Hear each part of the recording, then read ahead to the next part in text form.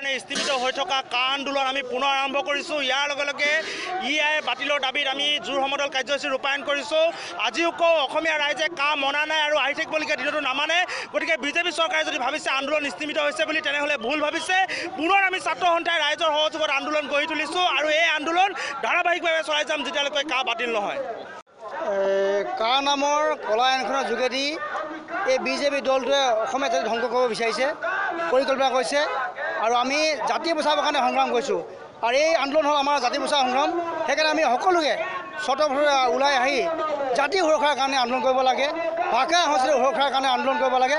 গতিকে আমি প্ৰতিবাদ কৰিছোঁ, প্ৰতিবাদ কৰি যাম। সমগ্ৰ অসমত প্ৰতিবাদ হৈছে। কাখন যেতিয়ালৈকে বাতিল নহয় তেতিয়ালৈকে আমি সংগ্ৰাম কৰিব লাগিব। আৰু অসমীয়া জাতিটো সংগ্ৰামৰ বিনা গতিয়ে নাই। গতিকে সংগ্ৰামটো আমাৰ তেজত আছে। গতিকে আমি জাতি বচাৰ কাৰণে সংগ্ৰাম কৰিছোঁ আৰু জাতি বচাবৰ কাৰণে আমাৰ শৰীৰত শেষ বিন্দু তেজ থকালৈকে আমি কিন্তু সংগ্ৰাম কৰি যাম।